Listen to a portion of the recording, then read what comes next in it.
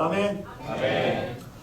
오늘 반가운 사람들이 참 많이 왔습니다. 그렇죠? 우리 경민이 저 뒤에 오늘 슬라이드를 좀 도와주셨는데 로테이션 갔다가 예비신장 교육받고 튀었다가 왔습니다. 더 열심히 섬겨줄 거라 생각이 들고 또 우리 오늘 에스더가 왔습니다.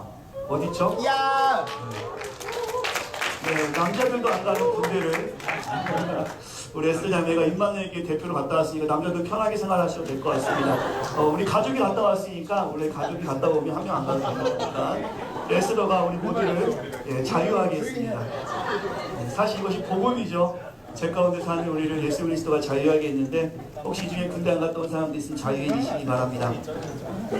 그리고 안타까운 소식이 하나 있는데 캐나다 구스 입으신 분들 덕이랍니다. 덕. 구스가 아니라 덕이라는 소식이 저 한국에서부터 들려왔는데 캐나다에서 바로 온 것은 안 그럴 것 같고 집 수입한 것들이 아마 차이나 덕이라고 모르겠습니다. 우리 청년들이 입고 있는 옷은 안 그럴 것 같은데 여러분 어때요? 그 캐나다 구스를 샀는데 차이나 덕 뭐 상처되지 않아요? 그렇죠? 교회를 보고 사람들이 그래 교회인 줄 알고 봤는데 세상하고 똑같아. 그 겉과 속이 틀린 것 실망하게 되죠. 제가 이번 주 뉴스 보다가 캐나다 구스가 차이나 덕이라는 소리를 듣고 물론 안 그런 것도 있겠죠. 우리 청년들이 입는 것들은 캐나다 구스가 맞을 겁니다. 어쨌든 겉과 속이 틀리는 것을 안다면 그것만큼 실망스러운 일이 없을 거예요. 오늘 말씀을 통해서 우리가 조금 진지하게 봤으면 좋겠는데 겉과 속이 일치한 우리가 되길 간절히 소망합니다. 아멘. 겉과 속이 하나 되는 우리가 되길 간절히 소망합니다. 아멘. 누가 봐도 기독인이면 그 기독인의 삶이 죽는 날까지 주님 오시는 그날까지 보여질 수 있는 우리의 삶이 되길 간절히 소망합니다. 아멘. 예수님이 말씀하시길 물이 변하여 포도주 됐네. 이 찬양 아시나요? 예수님 다 같이 나에게도 말씀하셔서 여러분들이 오늘 이 마음이 있어서 예수님이 말씀하시길 물이 변하여 포도주 됐네. 나에게도 말씀하셔서 새롭게 변화시켜 주소서. 여러분 삶에 직접적으로 상관 있는 찬양이 되기를 간절히 소망합니다. 아멘. 아멘. 함께 말씀 보겠습니다. 오늘 말씀은 로마서 4장 22절부터 로마서 5장 1절까지의 말씀입니다. 사실 4장 2절 22절부터 5장 1절까지 말씀을 잘 알기 위해서는 로마서 1장부터 4장까지 말씀을 알 필요가 있습니다. 오늘 어떻게 우연은 없죠. 그렇게 우연은 없으니까 하나님의 섭리로 1장부터 4장까지 다 살펴봐야 될 것 같아요. 12번 했던 설교를 한번 좀 살펴봐야 될 것 같은데 짧은 시간이기 때문에 길게 나눌 수는 없을 것 같습니다. 왜냐하면 왜 살펴봐야 하냐면 결국 5장 1절 말씀이 바로 이 심칭의 결과로 드러나는 말씀이에요. 결국 우리가 지금까지 믿음으로 의롭게 됐음을 우리가 살펴보고 왔는데 그의 결과적인 이야기로 5장 1절 그러므로로 받으면서 우리가 하나님과 화평을 누리자라는 말씀으로 결론적인 말씀이 주어지는 것입니다. 그래서 여러분들이 로마서의 말씀을 좀 이해하기 위해서 계속해서 말씀을 좀 묵상할 수 있어야 돼요. 말씀을 살펴볼 수 있어야 되고 또 이번 학기에는 로마서를 마치지만 봄학기가 되면 겨울학기 다시 1월 셋째 주가 되면 계속 로마서 말씀을 볼 건데 그걸 말씀을 따라오실 수 있어야 돼요. 그래서 로마서 말씀이 끝날 때까지 우리가 조금 집중했으면 좋겠어요. 바쁘고 어렵지만 복음에 우리가 조금 집중할 수 있는 시간 되길 간절히 소망합니다. 20세기 위대한 설교자 로이 존스 목사님이 무려 14년 동안 로마서를 설교했습니다. 왜냐하면 로마서만큼 복음이 무엇인지 가장 명확하고 또한 가장 분명하게 설명해주고 있는 책이 성경 안에 없기 때문입니다. 물론 모든 성경은 복음입니다. 제가 지금 로마서만 읽으라는 말씀은 절대 아닙니다. 오해하지 말고 들으십시오.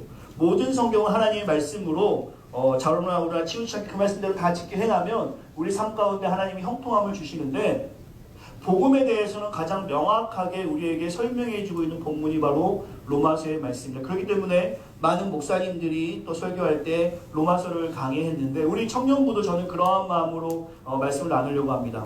복음이 핵심이다라는 책을 가지고 우리가 다음 학기에 순공부 교재를 만드는데 복음에 대해서 우리가 잘 알지 못하면 복음이 무엇인지 깨닫지 못하면 우리가 노인과 하나님이 누구인지에 대해서 인식하지 못하면 아무리 교회에 와서 찬양을 뜨겁게 해도 아무리 내가 뜨거워져서 순장을 해도 밴을 운전하거나 뭘 해도 언젠간 넘어질 수밖에 없어요. 뿌리가 약한 거예요.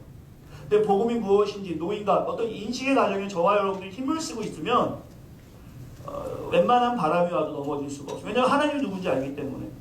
하나님은 여러분을 혼란하게 만들지 않습니다. 명확하게 이것이라는 게 바로 복음이에요. 그래서 우리 모두가 복음에 대해서 좀 진지하게 나아갔으면 좋겠고, 이 시간에 마지막이라 생각하고, 내가 임마누엘 예배가 마지막이다. 내가 내 삶에 있어서 오늘이 마지막 예배다. 나의 삶에 있어서 이거밖에 없다라는 생각을 가지고 조금 집중하면서 1시간 정도 여러분과 제가 조금 집중해서 나갔으면 좋겠습니다. 로마서 1장에 보시면 복음에 대한 사도 바울의 신념이 좀 명확하게 나올 수 있죠. 1장 16절 17절 한번 바라보시겠어요? 오늘 본문을 보기 전에 본문에 나온 배경을 좀 살펴보기 위해서 성경 1장부터 좀 살펴보겠습니다. 1장 16절 17절 보시면 사도 바울의 신념을 알 수가 있습니다. 오늘 본문의 사도 바울은 복음을 전혀 부끄러워하지 않았습니다. 이것이 그의 신념이었습니다. 이것을 다르게 이야기한다면 복음을 자랑스럽게 여긴 것입니다. 왜 그가 복음을 자랑스럽게 여겼는가? 지금 이 복음에 대해서 우리가 잘 알지 못하면 사도 바울의 신념에 대해서도 명확히 이해할 수 없는 것이고, 로마서가 쓰여진 배경에 대해서 이해할 수 없는 것입니다. 제가 조금씩 설명하도록 하겠습니다. 먼저 일단 사도 바울이 로마서를 쓰면서 그는 복음에 대해서 명확하게 인식하고 있었고, 그 복음에 대해서 전혀 부끄러움이 없는 삶을 살았습니다. 다시 이야기하면 복음을 자랑스럽게 여겼다는 것입니다. 그것은 왜 그러냐면 모든 사람에게 구원을 주시는 하나님의 능력이 됨을 사도 바울은 경험했기 때문입니다. 경험이라는 것은 성장하는 것이 아주 중요합니다. 여러분 그렇지 않습니까? 여러분이 지금 신앙 안에서 성장하고 있습니까? 한번 자기 자신한테 한번 질문해 보시겠어요? 내가 지금 임마누엘 교회 언제 왔는지 모르겠어요. 올해 초에 온 분, 또 9월 달에 온 분, 지금 요즘에는 새로 온 분들이 많이 없으니까 한번 내 신앙이 계속 성장하고 있습니까? 혹은 객관적인 지표로 합시다. 내가 하나님 말씀 보는 것이 기뻐서 나의 삶 가운데 매일매일 성경을 좀 보고 있습니까?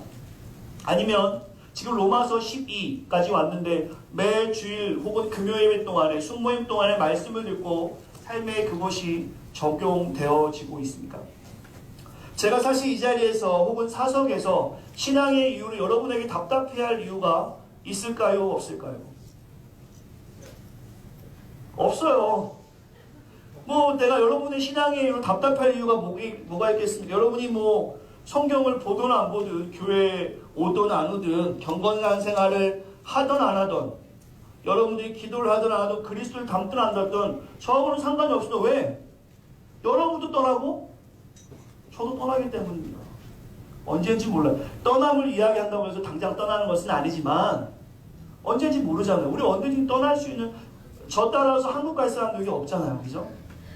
당연히 여러분은 한국을 마치 이대경 목사님 따라가야겠다고 없잖아요. 이게 아무도 없잖아요. 내가 여러분의 신앙생활에 대해서 답답해할 이유가 전혀 없죠. 상처받는 사람이 있다면 정말 날 사랑하는 사람이지. 근데 상처 안 받는 사람이 대부분인 것 같은데 나도 상관없어 이런 관계가 되면 안 됩니다. 아쉬워해야 되고 이만 한 눈물이 나면 목사 어떻게 저런 말을 할 수가 있을까? 근데 우리는 아직까지는 그 연결고리가 좀 약한 것 같습니다. 성경 없어도, 성경을 읽지 않아도, 삶이 변화되지 않아도 형식적인 예배를 참여하면 그동안의 많은 목사님들은, 우리 선배 목사님들 또한 저도 그랬어요. 칭찬했던 것 같아요. 그냥 예배만 잘 나오면 그가 생활이 바뀌던, 그가 성경을 읽던, 그가 기도를 하던 전혀 상관없었어요. 그냥 예배만 잘 나오면 마치 그가 신앙인으로 우리가 생각했습니다. 그래서 지금 이 신앙생활이 아닌 종교 생활하는 사람들로 교회는 점점 더 가득 차고 있습니다. 하나님의 자녀로 복음에 대해서 내가 부끄러워하지 않은 사도 바울 같은 신념을 가지고 모이는 사람들보다는 뭔가 교회를 통해서 얻고자 하는 것이 있어서, 혹은 어렸을 때부터 습관적으로 다녔기 때문에 변화하지 않는 삶, 변화됐다라면 예수님의 제자가 되는 변화보다는 그냥 개종한, 마치 무신론자여서 혹은 캐톨릭을 다니다가 혹은 불교를 다니다가 그냥 개종한 정도, 이 정도의 삶으로 아주 캐주얼하게 교회 가운데 다니는 사람들이 많아지고 있습니다. 이러한 이유로 교회 가운데 많은 사람들이 모이는 것처럼 문제들도 비례해서 많이 일어나고 있어요. 교회가 커지는 것만큼 문제도 커지고 있습니다. 교회가 커지는 것만큼 예수님의 제자가 많아지면 문제가 일어나지 않을 것 같은데, 오히려 예수님의 제자가 많아지는 것이 아니라 그냥 이렇게 습관적으로 다니는 사람들이 점점 많아지기 때문에 교회가 점점 더 커지긴 하지만 그에 따라서 문제도 커지고 있습니다. 우리에게 이렇게 진정한 믿음이 없으니, 아니 여러분에게 말하기에는 조금 그럴 것 같습니다. 지금 변화의 삶을 추구하고 노력하는, 하나님의 말씀을 갈망하는 사람들이 분명히 있을 거라고 확신하기 때문에, 하지만 이 전체 교회를 봤을 때, 미국뿐만 아니라 저 대한민국의 여러분의 조국에 있는 교회, 이 땅에 있는 교회들을 바라봤을 때 교회가 세상의 공신력을 점점 잃어가는 것은 사실인 것 같습니다. 불신도 점점 커져가는 것 같습니다. 저는 제가 디모데 청년을 맡은 이상 아까 말했던 것처럼 답답해하지 않을 수가 없습니다. 비록 우리가 평생 함께 동역할 수 없을지라도, 저와 여러분들이 평생 함께 갈 수 없을지라도, 제가 당장 임마누엘 교회 사임을 하고 다른 곳으로 가서 여러분들이 따라오지 않을지라도, 저는 여러분들이 신앙생활 잘하지 못하면 답답해하고, 또한 때로는 신앙에 관련돼서는 화도 낼 것 같습니다. 왜냐하면 그것이 저의 사명이기 때문입니다. 우리 순장들도 그렇게 할 수밖에 없습니다. 순원들이 못하면 답답해하는 거예요. 우리 순원들이 못하면 혼낼 수밖에 없는, 이건 순장의 사명이기 때문에. 왜 그렇게 합니까? 꼭 내 성도가 아닐지라도, 내 순원이 아닐지라도 언젠가는 저 사람이 어느 곳에 가서 분명히 신앙생활을 할 텐데, 언젠가는 내 교인이 아닐지라도 이 미국 어느 전역에서 또 한국 어디에선가 신앙생활을 할 텐데, 정말 그가 말씀 안에 변화됐다라면 내 성도가 아닐지라도 그가 있는 그곳이 변하고 있는 주만입니다.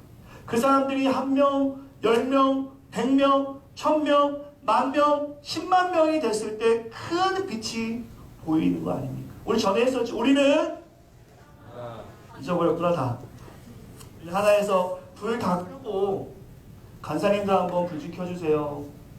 우리 순장들 한번 불 켜주세요. 그 전체가 불을 켰어요. 핸드폰을 다 켜보니까 저 문을 볼 수 있었잖아요. 불을 확 끄면 보이지 않습니다. 하지만 하나의 빛은 약하지만 여러의 빛이 보이면 우리가 큰 빛을 낼 수 있습니다. 당장 이곳에서 빛을 내지 못할지라도 여러분 있는 그곳에서 빛을 내면 한 구석 한 구석이 밝아질 때 너희는 빛이라, 너희는 소금이라 말씀하신 하나님 말씀의 정체성이 분명해질 수 있다는 사실입니다. 그래서 제가 여러분을 위해서 화를 낼 수밖에 없습니다. 조는 사람 지금 있나요? 화낸다. 좀 꺼주세요. 좀 더운 것 같아요. 괜찮은가요? 네. 히터를 좀 꺼주시면 좋을 것 같습니다. 제가 왜 여러분의 신앙생활을 볼 때마다 답답해하냐면, 여러분이 우리 소망이기 때문입니다. 여러분이 저와 함께 동역할 사람들이기 때문입니다. 비록 한 교회에서 함께 동역할 수 없지만 대한민국 교회를 위해서, 이 땅에 미국에 있는 교회를 위해서 우리가 지금 변화되지 않으면, 성장하지 않으면, 복음이 무엇인지 잘 깨닫지 못하면 정말 소망이 없기 때문입니다. 저 돈 벌려고 목사하는 거 절대 아닙니다. 성도들 많아져가지고 BMW를 타려고 목사하는 거 절대 아닙니다. 물론 벤츠를 타서 제 허리가 난져버리지만 벤츠 타지 않습니다. 네, 제가 저 카메라로 벤츠 타지 않습니다. 벤츠 안 타. 네. 이게 저의 확고한 신념. 왜? 저는 돈 벌려고 목사하는 거 아닙니다. 정말 하나님 주신 복음이 너무나 귀해서 이 복음을 가지고 사는 것이 너무나 행복하고, 세상에 소망 없는 자에게 그 복음을 통해서 하나님을 전하고 싶은 마음이 뜨겁기 때문에, 하나님 나를 부르셨기 때문에, 설령 내가 정말 못 살지라도 모르겠습니다. 하나님께서 어떻게 저를 인도하실지 모르겠지만 어떠한 삶일지라도 저는 거기에 대해서 후회 없을 것 같아요. 이 복음이 무엇인지를 아니까요. 저는 임마누엘 교회 청년들이 그랬으면 좋겠다는 겁니다. 여러분이 복음에 대해서 확신을 가졌으면 좋겠다는 것입니다. 이 자리에 이렇게 앉아있으면서 찬양하고 끝나는 것이 아니라 정말 삶이 드러났으면 좋겠다는 겁니다. 2014년 하나님의 은혜를 깊이 경험하는 디모데 청년부라고 크게 써놨는데, 벌써 시간이 많이 지나서 니은자도 없어지고 계속 빛이 떨어지고 있는데, 그럼에도 불구하고 여러분이 하나님의 은혜를 깊이 경험하여서 2015년은 더 기대가 되는, 정말 하나님 나를 통해서 무엇을 하실까, 그런 기대되는 삶이 살기를 간절히 소망합니다. 이것이 복음을 자랑스럽게 여기는 사도 바울과 같은 마음입니다. 여러분의 신념을 확고히 하시기 바랍니다. 로마서 1장 18절에서 3장 20절 말씀까지 보시면 이방인의 죄와 유대인의 죄에서 다룹니다. 죄에 대해서 다루고 있어요. 인류의 죄에 대해서 다루고 있습니다. 이 죄는 우리와 밀접하게 연결되어져 있습니다. 이렇게 사도 바울이 자기의 신념, 1장 16절, 17절을 이야기하면서 그 뒤로는 인류의 죄에 대해서 이야기하는 것은, 인류의 죄에 대해서 언급하는 것을 기억하시기 바랍니다. 인간의 죄에 대한 하나님의 무서운 진노와 심각성에 대해서 먼저 알지 못하면 그리스도 안에 나타난 구원의 필요성에 대해서도 심각하게 알지 못하기 때문에, 다시 한번, 인간의 죄에 대한 하나님의 무서운 진노, 심각성에 대해서 먼저 깨닫지 못하면 그리스도 안에 나타난 구원의 필요성을 심각하게 느낄 수 없기 때문에, 오늘 사도 바울은 1장 16절 17절에서 자신의 신념, 복음을 부끄러워하지 않는 것, 복음이 구원의 능력이 되는 것에 대해서 명확하게 이야기한 후에 그 다음부터는 죄에 대해서 이야기하고 있다는 사실입니다. 그 죄는 저 유대인만 짓는 죄가 아니라, 그때 이방인들만 짓는 죄가 아니라 지금 우리가 갖고 있는 그 죄도 말하고 있는 것입니다. 왜냐하면 우리가 죄에 대해서 심각성을 깨닫지 못하면 하나님이 진노하시기 때문입니다. 하나님의 진노를 1장 18절부터 말씀하시죠. 하나님의 진노가 무엇입니까? 하나님의 진노, 세 글자입니다. 무관심. 성경에서는 그것을 내버려 두심이라고 말씀하십니다. 무엇에 내버려 두는 것입니까? 죄에 대한 심각성을 깨닫지 못하는 자들에게 하나님께서 내버려 두시는데, 무엇에 내버려 두시죠? 그것이 1장 24절에 나와 있죠. 마음의 정욕대로 살게 그냥 내버려 두시는 거예요. 악인이 형통할 수 있습니다. 내버려 두시기 때문에. 이 때문에 어떻게 되죠? 26절, 호모섹슈얼이 드러나게 됩니다. 순리대로 사람들이 사는 것이나 영리를 구하는 사람들을 하나님 그대로 내버려 두시는 겁니다. 죄에 대한 심각성을 모르면 그 죄대로 그대로 내버려 두시고, 또 어떻게 내버려 두시죠? 28절이죠. 1장 28절, 하나님을 마음에 두기 싫어하는 상태로 그대로 내버려 두시고, 무관심하십니다. 점점 하나님께서 무관심하고 있습니다. 점점 사람들을 그대로 내버려 두고 있습니다. 이것에 대해서 1장 32절에서 뭐라고 이야기하죠? 하나님의 내버려 두심에 대해서 1장 32절 같이 읽겠습니다. 하나님이 이같이 행하는 자, 마음의 정욕대로 살아가는 자, 호모섹슈얼을 하는 자, 또한 하나님을 마음에 두기 싫어하는 상태로 살아가는 자는 사형이다! 라고 심판의 선언을 하셨음에도 불구하고 사람들은 그것이 옳다 하고 살아간다는 거예요. 인권이라는 이름으로 그냥 옳다 하고 살아간다는 거예요. 근데 하나님께서 어떻게 하시냐면 그것을 그대로 죽게 내버려 두신다는 사실입니다. 심각하게 들으시기 바랍니다. 죄에 대해서 우리가 깨닫지 못하면 하나님의 진노가 일어나는데, 그 진노는 그냥 그대로 내버려 두시는 거예요. 죽게 냅두시는 거예요. 반대로 우리가 이 진노에서 벗어나기 위해서, 반대로 이 진노를 맞닥뜨리지 않기 위해서, 하나님의 진노를 만나지 않기 위해서 우리를 의롭게 되는 것인데, 그게 무엇이냐면 바로 하나님을 믿는 겁니다. 결국에 답은 하나예요. 하나님을 믿든지 세상의 정욕대로 살아가든지. 양쪽에 다리를 걸쳐서 살아가는 분들이 이 자리에 있습니까? 한쪽만 택하십시오. 세상도 따라가고 하나님도 따라가는 분들이 이 자리에 앉아 계시다면 아마 없을 것 같지만, 있다라면 한쪽만 택하십시오. 양쪽 다 힘듭니다. 율법이 너희를 깨닫게 하는 그 깨달음만 있기 때문에 양쪽 다 피곤한 삶을 살 수밖에 없습니다. 사랑하는 우리 청년 여러분, 하나님과 화평을 누리길 간절히 소망합니다. 그것이 무엇이냐면 죄 가운데 사는 것이 아니라 믿음으로 의로운 삶을 사는 거예요. 그래서 성경에서는 지금 로마서에서 뭐에 대해서 이야기하죠? 이신칭에 대해서 명확히 말씀해 주고 있습니다. 행위가 아닌 믿음으로 우리가 의롭게 됩니다. 믿으십니까? 우리의 공로가 아닌 믿음으로 의롭게 됩니다. 믿으십니까? 나의 잘남이 아닌 하나님의 믿음으로 우리는 의롭게 될 수 있습니다. 믿으십니까? 2장 3장에서는 그것을 말씀하고 있습니다. 인류의 죄에 대해서 말하고 있는 것입니다. 3장 23절입니다. 죄 때문에 모든 사람이 하나님의 영광에 이르지 못했습니다. 이것으로는 사도 바울은 명확하게 이야기하고 있습니다. 그 누구든 유대인이든 헬라인이든 부자든 가난하든 똑똑하고 똑똑하지 않던 남자건 여자건 상관없이 모든 사람이 죄 때문에 하나님의 영광에 이르지 못한 것을 분명하게 사도 바울은 말씀을 통해서 지적하고 있습니다. 우리가 하나님의 영광을 이루지 못하는 것은 이유가 다 하나밖에 없습니다. 왜 그렇죠? 죄 때문에. 근데요, 3장 25절 26절 보시겠어요? 이것이 하나님의 사랑이고 하나님의 은혜입니다. 모든 사람이 하나님의 영광에 이르지 못합니다. 모든 사람이 죄를 지었기 때문입니다. 그러나 하나님께서 우리를 사랑하시기 때문에 3장 25절 26절입니다. 같이 한번 읽겠습니다. 큰 소리로 선언하는 마음으로 선포하는 마음으로 읽겠습니다. 시작. Knowing God. 정확하게 여기서 하나님이 누구이신지에 대해서 명확하게 알려주는 인식의 부분입니다. 3장에서는 모든 사람의 죄에 대해서 이야기하면서 그 죄에 대해서 하나님이 어떤 일을 하셨는지 그 인식에 관한 부분, knowing God, 하나님의 어떤 분이신지를 정확하게 알려주는 본문입니다. 우리 하나님이 어떤 분이시냐면 바로 이 하나님, 우리를 용서하기 위해서, 우리의 모든 죄를 용서하기 위해서 하나님이 하나님의 일을 하신 것입니다. 그것을 믿는 우리가 어떻게 된 것이죠? 의롭게 된 거예요. 저와 여러분들이 이것을 기억하지 못하면 하나님의 사랑을 깨닫지 못합니다. 이때 4장에서 아브라함의 예를 들죠. 이 신층에서 살아있는 믿음이 무엇인지에 대해서 말씀해 주십니다. 저와 여러분들이 가져야 할 믿음이 믿습니까? 아멘. 이제 당신은 하나님을 영접했습니다. 이제 죽어도 구원받습니다. 이 정도의 믿음이 아니라는 것입니다. 이렇게 복음이 쌓은 것이 아니라는 것입니다. 그냥 믿습니까? 아멘하고 끝나는 복음이 아니라는 것입니다. 오늘 본문 4장에서 로마 4장에서 아브라함의 예를 듣는 것은 무엇이냐면 행함이 있는 믿음이어야 됨을 분명하게 이야기하고 있는 것입니다. 살아있는 자가 자연스럽게 호흡하는 것처럼 정말로 믿음으로 의인이 되었다면 그럼 어떻게 해야 돼요? 행위로 드러날 수밖에 없다는 거예요. 저번에 말씀 컨퍼런스에서 그런 얘기했죠. 마덜텅의 회복이다. 맞는 것 같아요. 모국어가 회복돼야 합니다. 여러분과 저는 한국 사람입니다.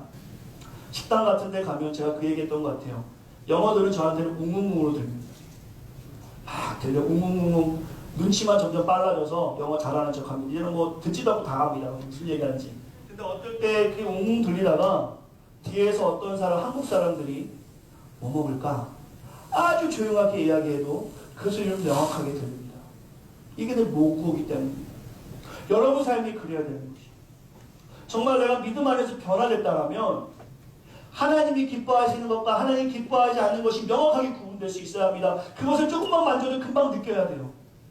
그리고 하나님이 하시는 기뻐하시는 그 일을 만졌을 때 바로바로 깨달을 수 있어야 합니다. 어떻게 변화되었는데 우리 모국어가 회복되었는데 전혀 모국어가 들리지 않는 하나님이 기뻐하시는 것이 들리지 않는 삶을 살아갈 수가 있겠습니까? 그것은 바로 행함으로 드러날 수밖에 없는 것입니다. 교회가 이렇게 변화가 없는가? 교회가 이렇게 악한 일만 가득한가? 이 신칭의에 대해서 명확하게 이해하지 못하기 때문입니다.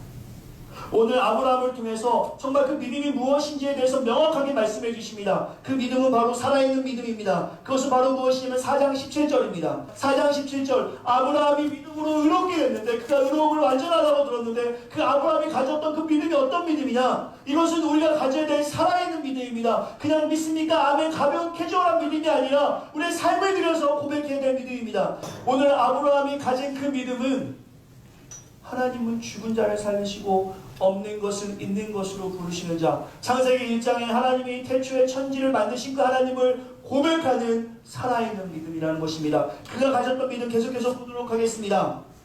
18절 말씀입니다. 18절 말씀에 아브라함이 바랄 수 없는 정에 바랬습니다. 그가 믿었으니 이는 내 후손이 이같이 하려 말씀에 많은 민족의 조상이 되게 하려 하시니라. 19절 그가 100세나 되어 자기 몸이 죽은 것 같고 사라의 태가 죽은 것 같음을 알고도 믿음이 약하여지지 아니하더라. 아브라함이 가졌던 믿음은 죽은 자를 살리시고 없는 것을 있게 하시는 그 하나님께서 나의 민족을 통해서 나의 자손을 통해서 그것을 하나님께 번성하겠다는 약속을 믿고 그가 이미 100세가 되었지만 그 아내가 이미 태가 죽어서 아이를 가질 수 없는 상태가 되었지만 믿음이 약해지지 않는 거예요.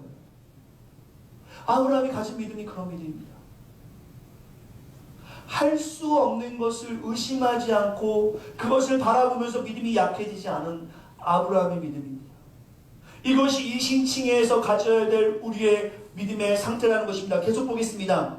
20절 말씀입니다. 그가 믿음이 약해지지 아니하고 믿음이 없어 하나님의 약속을 의심하지 않고 믿음이 없어 하나님의 약속을 의심하지 않고 믿음으로 견고하여져서 하나님께 영광을 돌리며 아브라함이 100세가 되었습니다. 그 아내의 태는 죽었습니다. 생리학적으로 절대 아이를 가질 수 없는 상태가 되었습니다. 믿음이 약해질 수밖에 없죠. 보이지가 않는다. 아브라함은 그렇지 않았습니다. 믿음이 약해지지도 않았고 그 그 믿음의 확신을 가졌고 결과적으로 22절입니다. 같이 읽겠습니다. 시작. 그러므로 그것이 그에게 의로 여겨집니다. 아멘.